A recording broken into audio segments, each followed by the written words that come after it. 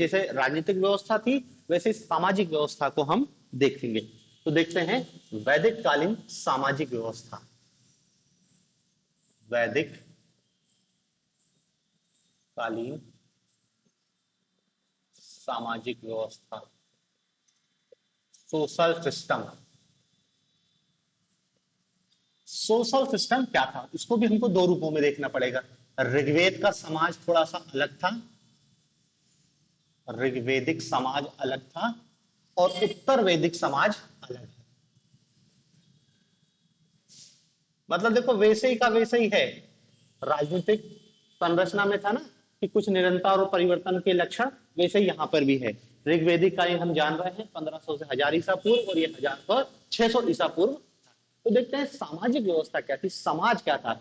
और देखो हम तो इतिहास की शुरुआत कर रहे हैं, इतिहास की शुरुआत है, अभी हमको बहुत लंबा सफर तय करना है। हर काल की आपको यही याद रखना है, हर काल के क्वेश्चन आता है कि गुप्तकालीन राजनीतिक व्यवस्था को समझाइए, गुप्तकालीन सामाजिक व्यवस्था को समझाइए। तो जब राजनीतिक व्यवस्था, किसी भी काल की राजनीतिक व्यवस्था लिखते हैं तो हम यही बताते हैं कि वहां पे राजा कैसा था, राजा की सहायता के लिए कौन होते थे, वहां पे सैन्य प्रशासन क्या था, वहां पे न्याय प्रशासन क्या था, वहां पे कर का क्या व्यवस्था थी, यही सब चीजें लिखते हैं। इसी टाइप से जब किसी भी काल की सामाजिक व्यवस्था पूछी जाएगी तो सामाजिक व्यवस्था में भी कुछ 4-5 पॉइंट ही हमको बताना पड़ता है। 4-5 पॉइंट मतलब क्या है कि सामाजिक व्यवस्था में हमको ये बताना पड़ेगा कि वहां पे परिवार का सिस्टम कैसा था, उस समय वहां पे वर्ण व्यवस्था की क्या स्थिति थी, वहां पर स्त्रियों की दशा क्या थी, स्त्रियों की दशा, स्त्रियों की दशा क्या थी, वहां का खान पान क्या था, मनोरंजन के साधन क्या थे, वेशभूषा क्या थी, शिक्षा की क्या स्थिति थी। ये सारी चीजों को हम जब लिखते हैं तो हमारा आंसर हो जाता है सामाजिक व्यवस्था, सोशल सिस्टम। ठीक है ना। तो देखो ऋग्वेद काल के हमको समाज की जानकारी स्वाभाविक सी बात है ऋग्वेद से ही मिलेगी। ऋग्वेद में लिखा है कि कैसा कैसा समाज होता था।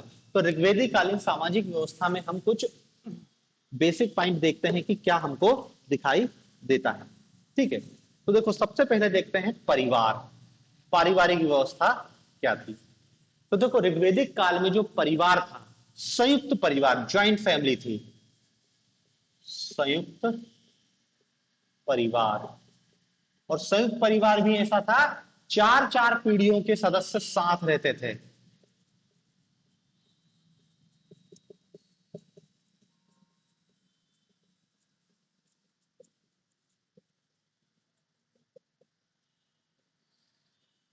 चार चार पीढ़ियों के सदस्य साथ रहते थे, मात्र और पितृपक्ष दोनों एक साथ रहते थे।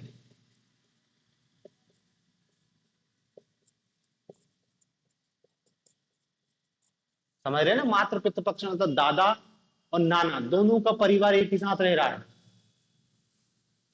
और देखो परिवार में अलग अलग रिश्तों के लिए कोई अलग अलग संबोधन नहीं होता था।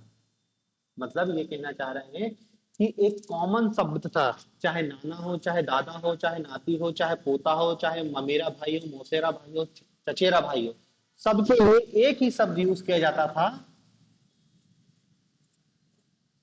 नप्त। ठीक है ना। नाना, दादा, पोता, ये संबोधन है, कॉमन संबोधन है। जैसे अंग्रेजी में बोल देते हैं ना अंकल, चाचा भी अंकल, मामा भी अंकल, जो भी दिखा अजनबी वो अंकल हो गया। यहां पे भी एक कॉमन संबोधन होता था सभी रिश्तेदारों के लिए, चचेरा भाई हो, मौसेरा भाई हो, ममेरा भाई हो, सबके लिए नप शब्द का उपयोग किया जाता था, कॉमन संबोधन था। समाज पितृ सत्तात्मक था, समाज कैसा था, पितृ सत्तात्मक था। मतलब परिवार में पुरुष ही मुखिया था और अन्य सदस्यों पर पुरुष ही नियंत्रण रखता था। और देखो पितृ सत्तात्मक समाज था कैसे, पता कैसे चला, दरअसल क्या है, ऋग्वेद में एक दो कहानियां हैं। जैसे अजीगर्त कथा है एक, अजीगर्त नामक एक ब्राह्मण था, इसकी कहानी मिलती है कि इसने सुनहा सेब, अजीगर्त ने सुनहा सेब को 1000 गाय के बदले बेच दिया। 1000 गाय के बदले बेच दिया, मतलब बाप ने बेटे को बेच दिया, बाप का जिगर पुनः से उसका लड़का था, बेच दिया, 1000 गाय के बदले बेच दिया, एक कथा मिलती है। फिर एक जुआरी की कथा मिलती है। रजिस्वा एक जुआरी था,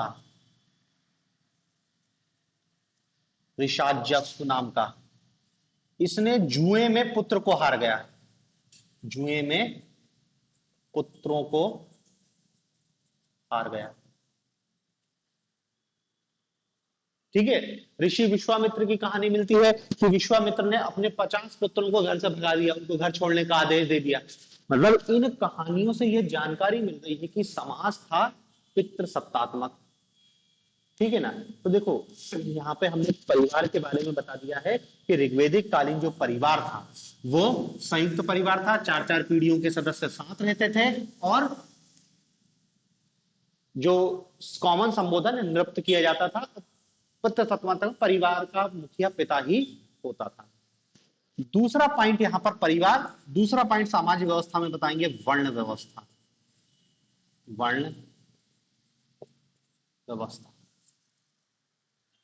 अब देखो ऋग्वेद काल में वर्ण व्यवस्था अस्तित्व में आ जाती है, लेकिन ऋग्वेद जो वर्ण व्यवस्था है वो ऋग्वेद के 10वें मंडल के पुरुष सूक्त में, देखो याद करो जब मैंने ऋग्वेद के मंडल पढ़ाए थे, उन मंडलों में हमने देखे थे 10 मंडल। उन 10 मंडलों में से ये देखा था दूसरे से लेके 7वां मंडल प्राचीन है, पहला 8वां 9वां 10वां बाद में जोड़े गए, पहला 10वां 8वां और 9वां बाद में जोड़े गए हैं, और दूसरे से 7वां मंडल लेके प्राचीन मंडल का नाम दिया गया, इसको ऋषि मंडल भी नाम दिया गया था। इसका मतलब यह है कि वर्ण व्यवस्था ऋग्वेद के अंतिम समय में आई है, क्योंकि ऋग्वेद का 10वां मंडल बाद में जोड़ा गया है, और वर्ण व्यवस्था ऋग्वेद के 10वें मंडल में ही दिखाई देती थी। ठीक है ना। तो देखो उसमें यह भी बताया गया था कि वर्ण शब्द का पहले उपयोग रंग के लिए किया जाता था। वर्ण शब्द का जो प्रारंभिक उल्लेख है वो किस रूप में किया गया था? वर्ण का अर्थ था रंग, और रंग भी मतलब गोरे और काले, गौरवर्ण और श्याम वर्ण, श्याम वर्ण, गौरवर्ण और श्याम वर्ण। आर्य का हम आर्य अपने आप को गोरे कह रहे हैं और अनार्यों को काला कह रहे हैं। तो वर्ण व्यवस्था, फिर वर्ण व्यवस्था का आगे चल के मतलब बदल जाता है, और वो क्या हो जाता है? वर्ण करना, मतलब चयन करना। और कौन सा? पेशों का चयन, पेशा, ऑक्यूपेशन, कौन क्या ऑक्यूपेशन करेगा। ठीक है। फिर इस वर्ण व्यवस्था का हम बताएंगे कि जो पहली बार उल्लेख है वो ऋग्वेद के 10वें मंडल के पुरुष सूक्त में मिलता है, पुरुष सूक्त में मिलता है। और पुरुष सूक्त में क्या मिलता है? चतुर्वर्ण व्यवस्था। चतुर्वर्ण व्यवस्था मतलब ब्राह्मण, क्षत्रिय, वैश्य और शूद्र। चतुर्वर्ण व्यवस्था देखने को मिलती, 4 वर्ण। और 4 वर्णों की कहानी बताया था कि ब्राह्मण ब्रह्मा जी के सिर से, भुजाओं से क्षत्रिय, उदर से वैश्य और जांघों से या पैरों से शूद्र की उत्पत्ति होती है। 4 वर्ण थे, चारों के अलग अलग काम थे। वैश्य क्या करेगा? व्यापार करेगा। क्षत्रिय क्या करेगा? क्षत्रिय क्या करेगा? रक्षा करेगा, लड़ाई करेगा, युद्ध होगा तो क्षत्रिय सामने आएगा। और शूद्र क्या करेगा? तीनों वर्णों की सेवा करेगा। तीनों वर्णों की सेवा करेगा मतलब कृषि कार्य करेगा, बर्तन बनाएगा, लोहे का काम करेगा, कपड़े धोएगा, माली का काम करेगा। ज्यादातर मेजॉरिटी क्या है? शूद्र के अंतर्गत आता था। और ब्राह्मण क्या था? ब्राह्मण ये बताया था कि तीनों वर्णों का क्या काम है, मतलब ज्ञान देने का काम ब्राह्मण करेगा। तो ये चतुर्वर्ण व्यवस्था अस्तित्व में आ जाती है। लेकिन याद रखना ऋग्वेद के अंतिम समय में, क्योंकि ऋग्वेद का 10वां मंडल ऋग्वेद में बहुत बाद में जोड़ा गया है। चतुर्वर्ण व्यवस्था आती है, और यहां पर वर्ण व्यवस्था अभी भी कर्म आधारित थी, कर्म आधारित। जो जैसा काम करता था वो उस वर्ण का सदस्य हो जाता था। यदि कोई पढ़ाने लिखाने का काम करता था तो वो शूद्र भी ब्राह्मण कहलाने लगता था। यदि कोई ब्राह्मण, उन्होंने कहा कि पढ़ाई लिखाई छोड़ के और खेती किसानी कर रहा है, तो वो शूद्र की कैटेगरी में आ जाता है। कोई ब्राह्मण व्यापार करने लगता था तो वैश्य की कैटेगरी में आने लगता था, जन्म आधारित नहीं था। आगे चल के जन्म आधारित होगा। यहां पर आपको वर्ण व्यवस्था के बारे में इतना ही बताना है कि कर्म आधारित थी, जन्म आधारित वर्ण व्यवस्था का जन्म नहीं हुआ। ठीक है ना। और उसका उदाहरण भी मिलता है विश्वामित्र ऋषि का, कि विश्वामित्र कहते हैं कि क्षत्रिय कुल के थे, उनके पूर्वजों ने कई राज्यों की स्थापना करी थी, लेकिन चूंकि विश्वामित्र ऋषि हो गए थे इसलिए विश्वामित्र वर्ण से ब्राह्मण हो गए। तो एक कथा मिलती है कि इससे ऐसा पता चल रहा है कि वर्ण व्यवस्था यहाँ पर केवल और केवल क्या है, जन्म आधारित नहीं बल्कि क्या है, कर्म आधारित थी। तो देखो पहला हमने परिवार के बारे में बता दिया, दूसरा बता दिया वर्ण व्यवस्था के संदर्भ में, तीसरा पॉइंट बताएंगे स्त्रियों की दशा। स्त्रियों की दशा।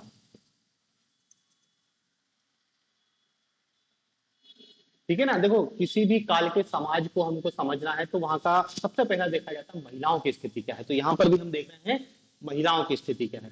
तो देखो स्त्रियों की दशा लिखेंगे कि सर्वश्रेष्ठ थी।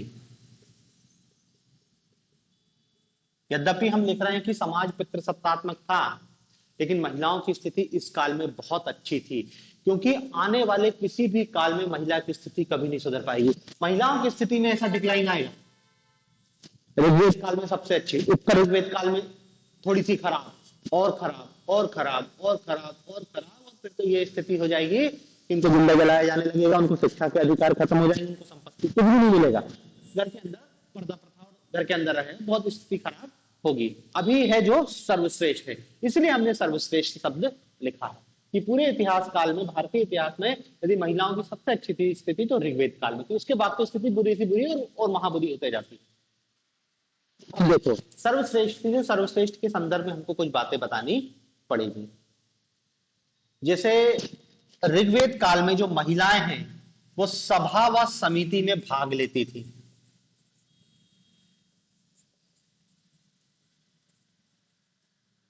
भाई ऋग्वेद काल की सभा समिति राज्यसभा लोकसभा टाइप का था, तो राज्यसभा लोकसभा दोनों जगह महिलाओं की स्थिति देखने को, उपस्थिति देखने को मिलती थी। महिलाएं युद्ध में भी भाग लेती थी।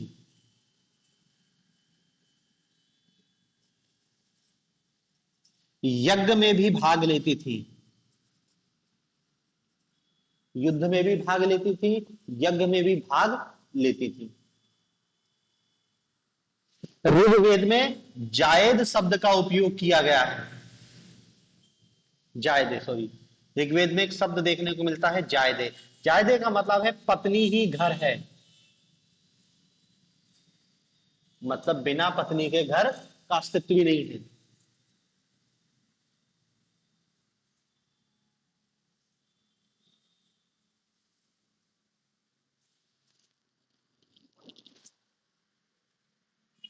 और बता सकते हैं कि देखो कोई कुप्रथा नहीं थी, मतलब बाल विवाह नहीं था, नहीं था, पर्दा प्रथा नहीं थी, बाल विवाह का प्रचलन नहीं था, पर्दा प्रथा के भी हमको कोई स्पष्ट अवशेष दिखाई नहीं देते हैं। दहेज, इसकी कोई उल्लेख नहीं है, दहेज प्रथा भी नहीं थी। अंतरवर्णीय विवाह होते थे, अंतरवर्णीय विवाह का प्रचलन होता था। विवाह में स्वेच्छा थी, घर वालों की मर्जी नहीं चलती थी, लड़कियों की मर्जी यहां पर उन्हें स्वेच्छा से विवाह का प्रचलन देखने को मिलता था। सती प्रथा, पर्दा प्रथा, तलाक, बहुपत्नी, बहुपति कुछ भी उल्लेख में देखने को नहीं मिलता है। ठीक है ना। हाँ लेकिन देखो एक चीज याद रखना कि जो विवाह के संदर्भ में है, हमको दो प्रकार के विवाह की जानकारी मिलती है। एक को कहते हैं अनुलोम विवाह और एक को कहते हैं प्रतिलोम विवाह। अनुलोम और प्रतिलोम, अनुलोम विवाह और प्रतिलोम विवाह ये पूरे भारतीय मतलब हिंदू समाज में सबसे प्रारंभिक है कि दो ही प्रकार के विवाह देखने को मिलते थे, अनुलोम विवाह एवं प्रतिलोम विवाह। ये जो अनुलोम विवाह है ये मान्यता प्राप्त था, प्रतिलोम विवाह को स्वीकृति नहीं थी। अब क्या होता है अनुलोम और प्रतिलोम विवाह? देखो अनुलोम विवाह में होता क्या है, अनुलोम विवाह उच्च वर्ण का पुरुष उच्च वर्ण का पुरुष निम्न वर्ण की महिला से शादी करेगा तो वो अनुलोम विवाह होता है।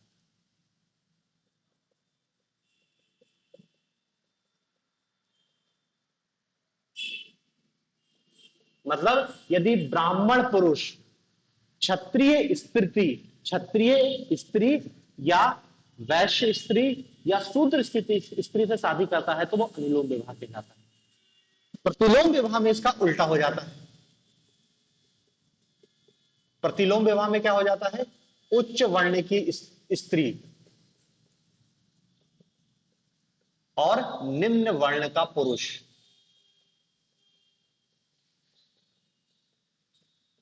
निम्न वर्ण का पुरुष मतलब समझ रहे ना, यदि ब्राह्मण स्त्री क्षत्रिय पुरुष वैश्य पुरुष या शूद्र पुरुष से शादी करती थी तो वो प्रतिलोम विवाह होता था।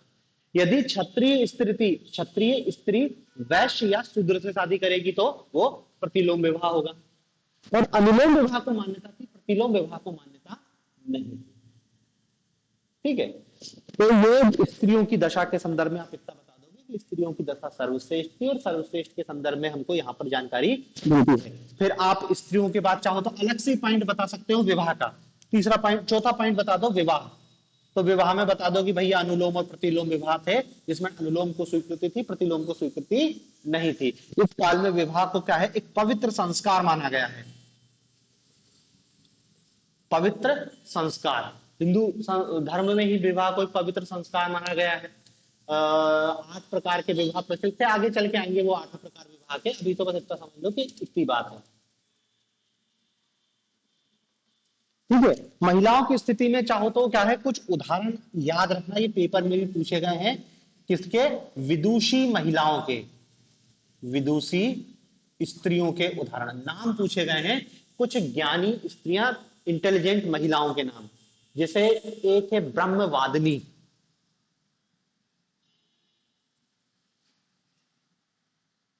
ऋषिका। नहीं, ये जो शब्द है ना ब्रह्मवादिनी और ऋषिका, ये विदुषी महिलाओं के लिए यूज किया जाता है। ऋषिका मतलब क्या है, जो मंत्रों का उच्चारण अच्छे से करती थी, ऐसी महिलाओं को ऋषिका कहा जाता था। महिलाओं के नाम ये हैं, अपाला, विदुषी स्त्री अपाला। दूसरा नाम है घोषा, अपाला घोषा।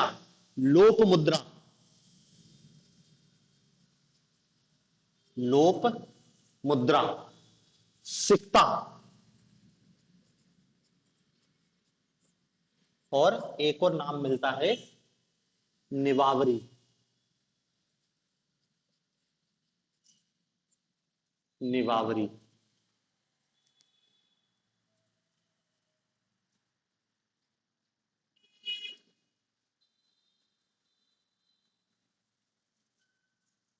ठीक है, ये विदुषी महिलाओं के नाम याद रखना। प्री में पूछ लेता है कि ऋग्वेदिक कालीन, या मैं इसमें भी डायरेक्ट 3 नंबर में पूछ सकता है, ऋग्वेदिक कालीन विदुषी स्त्रियों के नाम बताओ। 3 स्त्रियों के नाम लिखो, तो यही अपाला, घोषा, लोकमुद्रा, सिक्ता, निवावरी। इनने ऋग्वेद में कुछ मंत्रों की रचना करी है, इसलिए उनका उल्लेख मिलता है। ठीक है, तो ये विवाह के संदर्भ में और स्त्रियों की स्थिति दोनों आपने बता दी। समाज में बता सकते हो दास प्रथा का प्रचलन था, दास प्रथा का प्रचलन था। यद्यपि दासों की स्थिति अच्छी थी, क्योंकि दासों से केवल घर का काम कराया जाता था। दासों की स्थिति अच्छी थी, स्थिति अच्छी थी, दासों की स्थिति अच्छी थी। तो 5वां पॉइंट आपने बता दिया, दास व्यवस्था। ठीक है, फिर इसमें हमको बताना है अगला पॉइंट, हाँ खान पान बता देते हैं, समाज में खान पान की क्या स्थिति थी। 6वां पॉइंट, खान पान। खान पान में देखो शाकाहारी और मांसाहारी दोनों भोजन प्रचलित थे।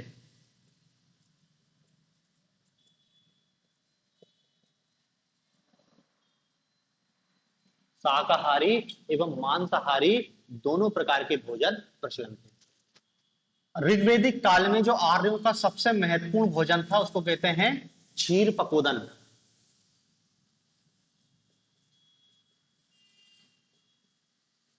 क्षीर पकोदन। क्षीर पकोदन क्या होता था? दूध और यव,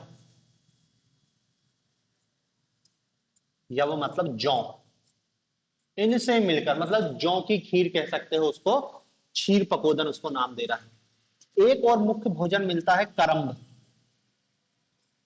करम्ब, करम्ब क्या था?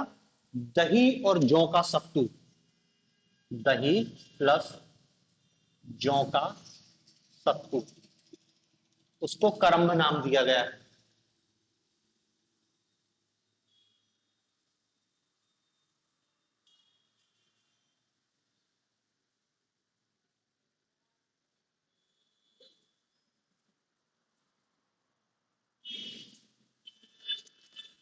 सोमरस, ये भी इनका मुख्य पेय था जो मंजुवत पर्वत से प्राप्त होता था।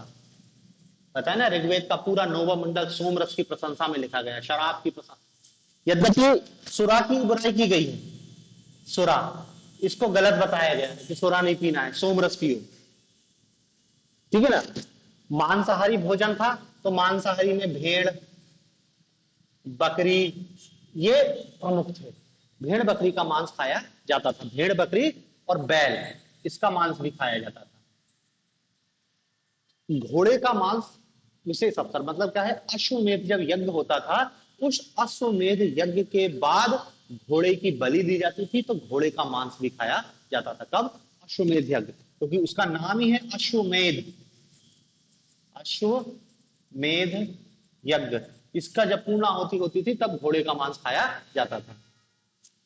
गाय के लिए लेकिन गाय का मांस निषिद्ध था, निषिद्ध, और गाय को अघन्या कहा गया है, मतलब मारने योग्य नहीं है, या अघन्या शब्द का मतलब होता है वध ना करने योग्य, वध ना करने योग्य, अघन्या। ठीक है ना। देखो अभी हम आगे जब ऋग्वेदिक कालीन आर्थिक व्यवस्था पढ़ेंगे तब पतेंगे कि आर्थिक व्यवस्था पूरी तरीके से गाय पर निर्भर थी। गाय इनके लिए सबसे महत्वपूर्ण थी, अर्थव्यवस्था का पूरा आधार गाय थी। लेकिन एक शब्द यूज किया गया है, गोहंता। गोहंता शब्द ऋग्वेद में अतिथि के लिए उपयोग में लाया गया है। अतिथि, मेहमान के लिए क्या शब्द यूज किया गया है? गोहंता। और गोहंता मतलब गाय को मारने वाला। तो मेहमान के लिए गाय को मारना, क्योंकि अतिथि जब आते थे तो उसको अपनी सबसे प्रिय वस्तु सौंपनी पड़ती थी, मतलब गाय काट के खिलानी पड़ती थी, गाय का मांस खिलाना पड़ता था, और गाय उनको सबसे प्रिय है, इसलिए अतिथि के लिए क्या शब्द यूज किया गया है? गोहंता। अभी देखेंगे अर्थव्यवस्था में गाय के लिए बहुत शब्द यूज किए गए, गोहन शब्द यूज किया गया, अतिथि को ही गोहन कह रहे हैं।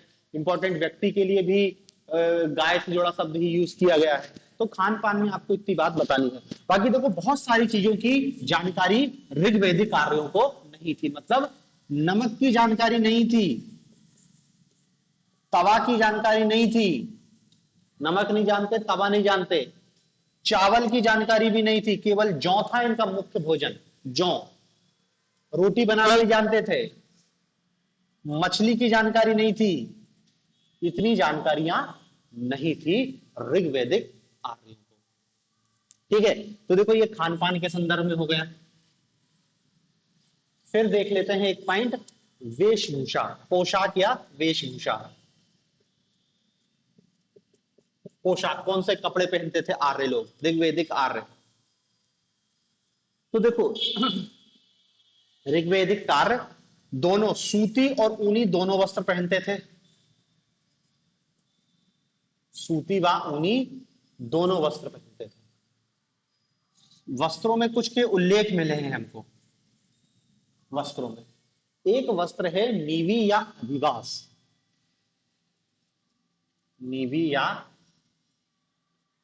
अधिवास, ये है कमर के नीचे पहनने वाला,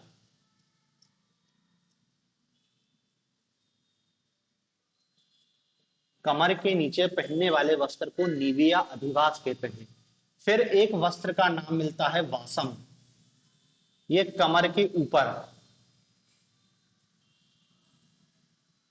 कमर के ऊपर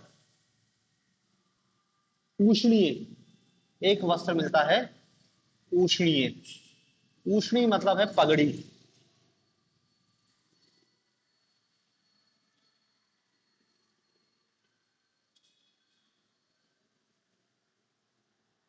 ठीक है, फिर कुछ आभूषणों की जानकारी भी मिलती है।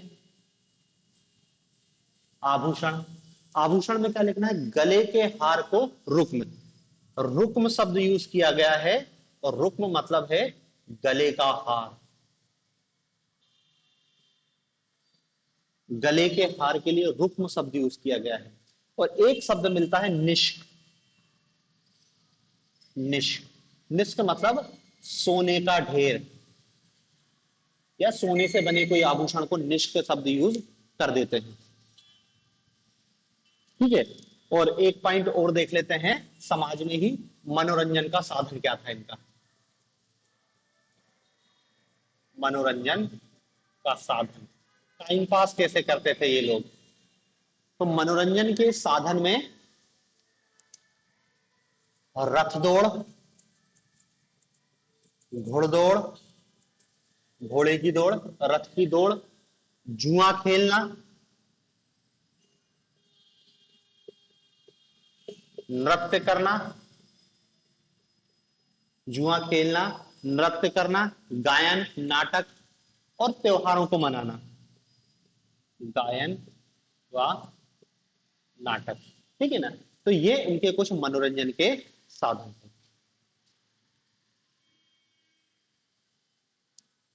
तो ये हमारा ऋग्वैदिक कालीन सामाजिक व्यवस्था थी। देखो मेंस में आंसर में है ना, आपको इन पर ज्यादा फोकस करना है।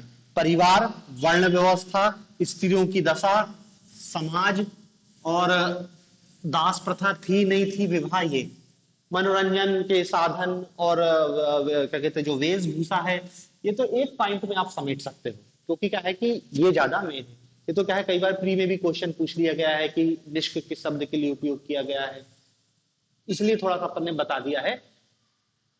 पूछ लिया गया है ऋग्वेद में मनोरंजन के साधन कौन से थे, तो इसलिए लिखा है अपन ने। बाकी मेंस में आपको क्या है, इतना स्पेस नहीं मिलेगा कि आप इनको अलग अलग पॉइंट में बताओ, एक ही पॉइंट में सबको समेटना पड़ेगा। ये मेन पॉइंट है जो आपको आंसर में दिखाने पड़ेंगे, भी 5 पॉइंट ये मेन है। तो देखो अब जिस रूप में अपन ने क्या है ऋग्वेदिक काल देखा है, उत्तर ऋग्वेदिक काल भी देख लेते तो ज्यादा आसानी रहेगी, क्योंकि उसमें भी हमको कुछ इसी टाइप की स्ट्रक्चर दिखाई देंगे। उत्तर ऋग्वेदिक कालीन राजनीतिक जीवन की जानकारी जैसी मिली थी वैसे ही सामाजिक जीवन की जानकारी मिलेगी। मतलब उत्तर ऋग्वेदिक कालीन सामाजिक जीवन की जानकारी यजुर्वेद, सामवेद, अथर्ववेद, ब्राह्मण ग्रंथों, अरण्यकों और उपनिषदों से मिलती है। इसमें भी हमको निरंतरता और परिवर्तन के लक्षण दिखाई देते हैं। मतलब वही शब्द यूज करना है जो हमने राजनीतिक व्यवस्था में, शुरुआत यही करनी है कि हमको इसकी क्या है जानकारी कहां से होती है, स्त्रोत बता देंगे, फिर बता देंगे निरंतरता व परिवर्तन के लक्षण दिखाई देते हैं, क्योंकि कुछ ऐसे रहा, कुछ बदल जाता है। अब हम यहां पे फिर सबसे पहला पॉइंट क्या बता देंगे, परिवार। उत्तर ऋग्वेद काल में परिवार क्या था। देखो ऋग्वेद काल में परिवार में क्या लिखा था कि 4-4 पीढ़ियों के सदस्य साथ रहते थे, मातृ पितृ पक्ष साथ रहते थे, और परिवार के सभी सदस्यों के लिए एक ही शब्द का संबोधन था, नृप। अब देखते हैं परिवार में क्या परिवर्तन आता है। यहां पर उत्तर ऋग्वेदिक काल में 2-2 पीढ़ी के सदस्य थे। अब 4-4 पीढ़ी नहीं बची थी, केवल 2-2 पीढ़ी के सदस्य साथ रहते थे। मतलब परिवार तो संयुक्त था ही, इसमें कोई परिवर्तन नहीं आया है। मातृ व पितृ पक्ष साथ ही रह रहे हैं अभी भी, मातृ व पितृ पक्ष साथ ही रह रहे हैं अभी भी, इसमें भी कोई परिवर्तन नहीं आया है, और अभी भी समाज पितृ सत्तात्मक था, अभी भी समाज पितृ सत्तात्मक ही था।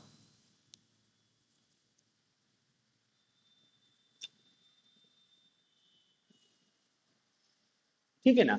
और देखो एक चीज दोनों जगह कॉमन है, चाहे ऋग्वेदिक काल हो चाहे उत्तर ऋग्वेदिक काल हो, दोनों काल में हमको समता मूलक समाज दिखाई देता है। मतलब ऊंच नीच और छुआछूत जैसी यहाँ पर समस्या नहीं थी, जो आगे चल के जाति व्यवस्था का जन्म होगा और अनटचेबिलिटी आ जाएगी, दोनों में नहीं। समता मूलक समाज है, मतलब यहां पे भी समता मूलक है और उत्तर ऋग्वेदिक में भी समता मूलक ही समाज है। और समता मूलक का मतलब समझ रहे हो ना, छुआछूत नहीं है, ऊंच नीच नहीं है।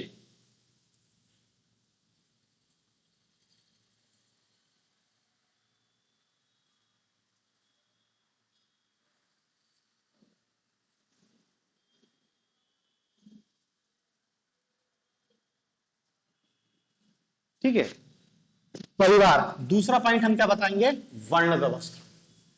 वर्ण व्यवस्था उत्तर वैदिक काल में जाके थोड़ा सा रूप बदलती है। क्या रूप बदलती है कि देखो, चतुर्वर्ण व्यवस्था तो यहां पे भी थी, यहां पे भी चतुर्वर्ण व्यवस्था है। चार वर्ण मतलब वही ब्राह्मण, क्षत्रिय, वैश्य और शूद्र। किंतु चारों वर्णों की सामाजिक और धार्मिक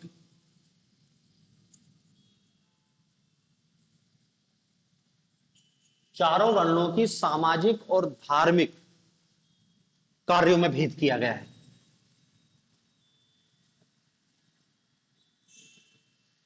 चतुर्वर्ण मतलब देखो क्या, ब्राह्मण, क्षत्रिय, वैश्य, शूद्र, सबकी सामाजिक और धार्मिक स्थिति मतलब क्या है, अब अंतर करना चालू कर दे रहे हैं। ब्राह्मण की अंत्येष्टि अलग टाइप की होगी, क्षत्रिय की अंतिम संस्कार अलग टाइप का होगा, वैश्य का अलग टाइप का होगा, शूद्र का अलग होगा। चारों वर्णों का अंतिम संस्कार अलग अलग टाइप का होगा। इसलिए कह रहे हैं कि सामाजिक इसे बहुत सारे अंतर कर दिए गए। शूद्र की स्थिति में तो अत्यधिक गिरावट आ गई, शूद्र की स्थिति में गिरावट आती है। और गिरावट क्या आती है कि अब शूद्रों का उपनयन संस्कार बंद हो गया। उपनयन संस्कार बंद हो गया। उपनयन संस्कार शूद्रों का बंद हो गया। अब केवल उपनयन संस्कार किसका होता था, ब्राह्मण, क्षत्रिय, वैश्य। और इसलिए इनको क्या कहा जाता है, द्विज। द्विज शब्द उपयोग में लाते हैं। ब्राह्मण, क्षत्रिय और वैश्य को क्या कहा गया है, द्विज। आपसे पेपर में पूछा गया है द्विज शब्द किसके लिए उपयोग किया गया है, ब्राह्मण, क्षत्रिय और वैश्य। और देखो अभी आगे चल के ये देखेंगे कि द्विज केवल ब्राह्मण बचेगा, क्षत्रिय भी बाहर हो जाएगा, वैश्य भी बाहर हो जाएगा, द्विज केवल ब्राह्मण बचेगा। द्विज मतलब होता है दो बार जन्म लेने वाला। द्विज शब्द किसके लिए उपयोग करते हैं, द्विज का शाब्दिक अर्थ है द्विज, दो बार या दूसरी बार जन्म लेने वाला। और दूसरी बार जन्म कब होता है, जब व्यक्ति का उपनयन संस्कार होता है। और उपनयन संस्कार मतलब क्या है, उपनयन संस्कार कह लो या उसका यज्ञोपवीत संस्कार कह लो, कि जब वो यज्ञोपवीत धारण करता है। तो देखा ना, ब्राह्मण अपने छाती में धागा डालता है, वही होता है यज्ञोपवीत, वही उपनयन संस्कार कहलाता है। शूद्रों का उपनयन संस्कार तो बंद कर दिया, वो बाहर हो गए। अब उनका ही बसता है। देखो जब उपनयन संस्कार होता है, उपनयन संस्कार मतलब आपका अब दूसरा जन्म चालू हो रहा है, इसलिए ये क्या कहलाए, द्विज। लेकिन तीनों के उपनयन संस्कार में अंतर होता था, तीनों के उपनयन संस्कार में अंतर होता था। अब देखो वैसे याद रखने योग्य नहीं है, लेकिन फिर भी मैं बता दे रहा हूं अंतर आपको समझने के लिए, कि ब्राह्मण का उपनयन संस्कार 8 वर्ष में हो जाता था, क्षत्रिय का उपनयन संस्कार 11 वर्ष में होता था, वैश्य का उपनयन संस्कार के लिए 12 वर्ष, 12 वर्ष की आयु में वैश्य का उपनयन संस्कार होता है। तीनों के लिए ऋतुएं भी अलग अलग थी, कि ब्राह्मण का उपनयन संस्कार बसंत ऋतु में होगा, क्षत्रिय का उपनयन संस्कार ग्रीष्म ऋतु में होगा, और वैश्य का उपनयन संस्कार शरद ऋतु में होगा, शरद ऋतु में होगा। सबके लिए धागे भी अलग अलग थे, कि ब्राह्मण जो है वो सूत का धागा धारण करेगा, वैश्य जो है वो सन, और जो वैश्य रहेगा वो ऊनी धागा धारण करेगा, क्षत्रिय शन का धागा धारण करेगा। वही मतलब जो जनेऊ कहते हैं ना जिसको, यज्ञोपवीत जनेऊ। तो ब्राह्मण का जनेऊ का धागा अलग रहेगा, क्षत्रिय के जनेऊ का धागा अलग रहेगा, उनका अलग रहेगा। तीनों के उपनयन संस्कार में मंत्र भी अलग अलग होंगे। ब्राह्मण का उपनयन संस्कार होगा तो गायत्री मंत्र पढ़ा जाएगा, इसमें त्रिष्टुप मंत्र पढ़ा जाएगा, इसमें जागती मंत्र ले देके ये बताना चाह रहे हैं कि अब वर्ण व्यवस्था में भेद किया जाने लगा है। शूद्र को तो उपनयन संस्कार से भगा ही दिया, अलग हो गया, केवल ब्राह्मण क्षत्रिय वैश्य का हो रहा है, और उसमें भी सबके अलग अलग सिस्टम है, सबका अंत्येष्टि अलग अलग टाइप से हो रहा है। तो हमने जो पॉइंट लिखा ना कि चतुर्वर्ण व्यवस्था मौजूद थी, लेकिन चतुर्वर्ण व्यवस्था में चारों वर्णों के सामाजिक और धार्मिक कार्यों में भेद किया जाने लगा। इधर भेद नहीं था, इधर चतुर्वर्ण व्यवस्था में सेम टू सेम हो रहा था। फिर हम बताएंगे कि अब इस काल में हमको समाज में गोत्र व्यवस्था देखने को मिलती है। गोत्र व्यवस्था का जन्म होता है। ऋग्वेद काल में गोत्र व्यवस्था नहीं है, गोत्र व्यवस्था उत्तर ऋग्वेदिक काल में अस्तित्व में आई थी। और देखो गोत्र व्यवस्था के संदर्भ में यही चीज बताया था क्या कि गोत्र शब्द का पहली बार उल्लेख मिलता है तो गौशाला के, जो गोत्र शब्द है ये गौशाला से बना है। समान लोगों की गाय जहां पर बनती थी वो एक गोत्र के कहलाते थे, गौशाला से ये शब्द बना है। ठीक है ना। देखो आपसे क्वेश्चन पूछ ले कि गोत्र शब्द का पहली बार प्रयोग कहां हुआ है, तो याद रखना गोत्र शब्द सबसे पहले ऋग्वेद में प्रयोग किया गया है, किंतु गोत्र व्यवस्था उत्तर ऋग्वेद में अस्तित्व में आती थी। गोत्र व्यवस्था उत्तर ऋग्वेदिक काल में अस्तित्व में आती थी। समझ रहे ना। गोत्र शब्द था गौशाला के लिए उपयोग करते थे कि समान लोगों की जहां गाय बनती थी उसको बोल दिया तुम समान गोत्र के हो। आगे चल के क्या है, ये गोत्र व्यवस्था ऋषियों से जुड़ गई और हर ऋषि एक गोत्र से जुड़ गया और वो उसका वंशज हो गया। और फिर इसमें क्या है, यदि कोई ब्राह्मण कोई अधिकार दिया गया कि लोगों को गोत्र बहिर्गमन कर सकता था। तो ये आपको बस इतना याद रखो कि गोत्र व्यवस्था तुम्हें आती है उत्तर ऋग्वेदिक काल में। ठीक है। फिर इसमें हम ये बताएंगे परिवर्तन उत्तर ऋग्वेदिक काल में परिवर्तन। अब दूसरा पॉइंट हमारा क्या है, स्त्रियों की स्थिति। स्त्रियों की स्थिति, तो देखो स्त्रियों की स्थिति ठीक थी, लेकिन ऋग्वेदिक काल की तुलना में स्त्री की स्थिति में गिरावट आती थी, डिक्लाइन। और देखो कुछ उदाहरण मिलते हैं, जैसे एक ग्रंथ है ऐतरेय ब्राह्मण ग्रंथ। ऐतरेय ब्राह्मण ग्रंथ। ऐतरेय ब्राह्मण ग्रंथ में स्त्रियों को समस्त दुखों का कारण बताया गया है। समस्त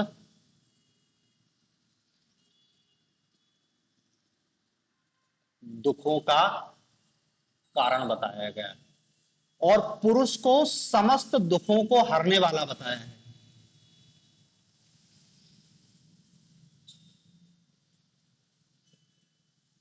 समझ रहे ना। इस एक लाइन से पता चलता है कि अब स्त्रियों की स्थिति खराब हो रही है, क्योंकि स्त्री को बता रहे हैं कि सभी दुखों का मूल कारण स्त्री ही है। फिर एक और ग्रंथ मिलता है मैत्राणी संहिता।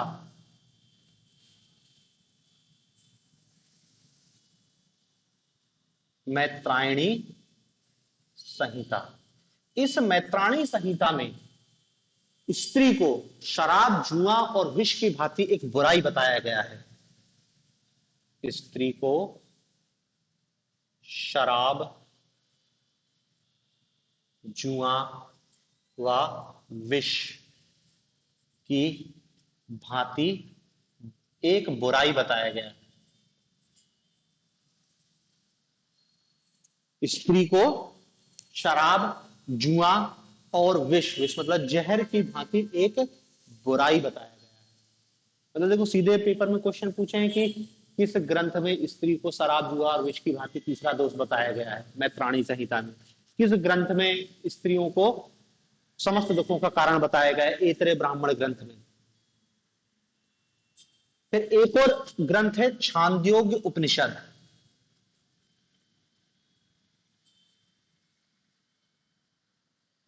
छांदोग्य उपनिषद। छांदोग्य उपनिषद में गार्गी एक विदुषी महिला थी और एक ऋषि थे याज्ञवल्क्य। गार्गी याज्ञवल्क्य संवाद का उल्लेख है। गार्गी और याज्ञवल्क्य के बीच डिबेट होती है। उस डिबेट में याज्ञवल्क्य हारने लगते हैं, तो हारते हुए याज्ञवल्क्य कहते हैं कि गार्गी मैं तेरा सर तोड़ दूंगा। ऐसा कुछ संवाद होता है उनके बीच। तो उससे भी पता चल रहा है कि अब स्त्रियों की स्थिति में गिरावट। देखो ले दे के आपको इतना याद रखना है कि उत्तर ऋग्वेद काल में ऋग्वेद काल की तुलना में स्त्रियों की स्थिति में गिरावट होती है। ठीक है ना। यद्यपि बहुत बुरी स्थिति अभी नहीं है, आगे अभी और बुरी स्थिति हो जाएगी। जैसे एक ग्रंथ है शतपथ ब्राह्मण ग्रंथ, इधर ऊपर लिख दे रहा हूं, शतपथ ब्राह्मण ग्रंथ। इस शतपथ ब्राह्मण ग्रंथ में अर्धांगिनी शब्द का उपयोग करता। अर्धांगिनी मतलब पुरुष का आधा अंग स्त्री को बताया गया है, उसकी पत्नी को अर्धांगिनी शब्द से संबोधित किया गया है। और कुछ इस काल में भी हमको विदुषी स्त्रियों की जानकारी मिलती है, जैसे गार्गी, यही जिसका नाम लिखे ना, ये विदुषी स्त्री थी गार्गी। एक स्त्री मिलती है मैत्रेयी, मैत्रेयी, वेदवती, शुभला, वेदवती, शुभला, गार्गी, वेदवती, शुभला, कात्यायनी,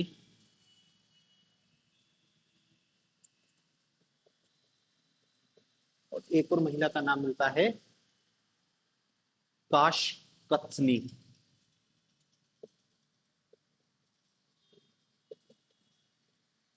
ये तो देखो ऋग्वेद में भी हमको कुछ विदुषी महिलाओं की स्थिति की जानकारी मिलती है, उत्तर ऋग्वेद में भी हमको विदुषी महिलाओं की जानकारी मिलती है।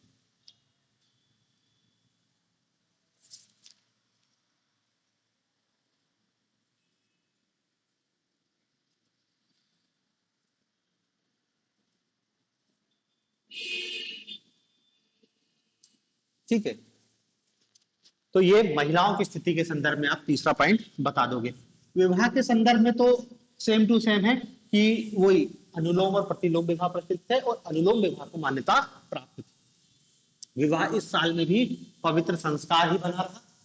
अनुलोम और प्रतिलोम विवाह देखने को मिलते हैं और अनुलोम विवाह को मान्यता प्राप्त है, क्योंकि विवाह की संस्था में तो कोई परिवर्तन नहीं है, उसमें को पवित्र संस्कार ही माना जा रहा है। दास प्रथा अभी भी प्रचलित है, ऋग्वेदिक काल में भी दास प्रथा प्रचलित थी, इस काल में भी दास प्रथा ही प्रचलित है। और इसमें हम बता सकते हैं कि सामाजिक व्यवस्था में और क्या बताया था, हाँ विवाह सेम टू सेम है, दास प्रथा भी सेम टू सेम है, उसमें कोई परिवर्तन नहीं है। हाँ खान पान, खान पान में भी वही है, शाकाहारी और मांसाहारी दोनों भोजन प्रचलित है।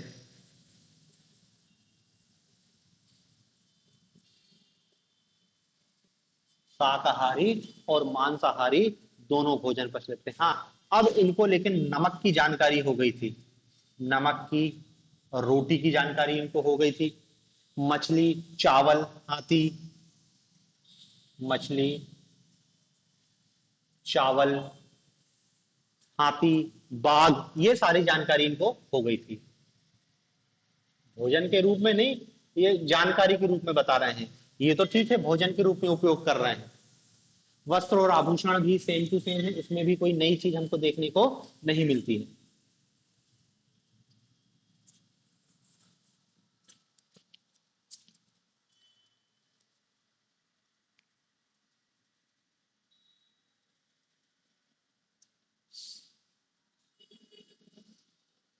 ठीक है ना। गाय का मांस इस काल में भी निषिद्ध था। ये मनोरंजन के साधन भी वही की वही है जो यहाँ पर थे ना, रथ दौड़ जुआ खेलना, मनोरंजन के साधन भी सेम टू सेम है। हाँ एक चीज दोनों जगह और कॉमन थी, शिक्षा। देखो यहाँ पे भी शिक्षा मौखिक रूप में ही दी जा रही है, अभी भी कोई लिखित शिक्षा नहीं है। शिक्षा क्या है, मौखिक है। ऋग्वेद में भी शिक्षा मौखिक थी, यहाँ पे भी शिक्षा मौखिक थी, लेकिन उत्तर ऋग्वेद में शिक्षा वर्ण के हिसाब से थी। वर्ण के हिसाब से मतलब ब्राह्मण वर्ण से हो तो शिक्षा अलग होगी, क्षत्रिय वर्ण से हो तो शिक्षा अलग होगी, वैश्य वर्ण से हो तो शिक्षा अलग होगी, और शूद्र वर्ण से हो तो शिक्षा अलग होगी। ठीक है ना। अलग अलग वर्ण के लिए अलग अलग सिलेबस होता था। ठीक है, तो देखो ये सामाजिक व्यवस्था है। ठीक है ना। तो देखो ये वैदिक कालीन सामाजिक व्यवस्था है, दोनों को आपको एक साथ ध्यान में रखना है भाई। देखो पॉइंट तो यही लिखना है, परिवार की स्थिति लिखना है, वर्ण व्यवस्था लिखना है, स्त्रियों की दशा लिखना है, विवाह के बारे में लिखना है, और खान पान के बारे में लिखना है, मनोरंजन के साधन के बारे में लिखना है, आभूषण वेशभूषा। ठीक है ना, तो ये वैदिक कालीन सामाजिक व्यवस्था है।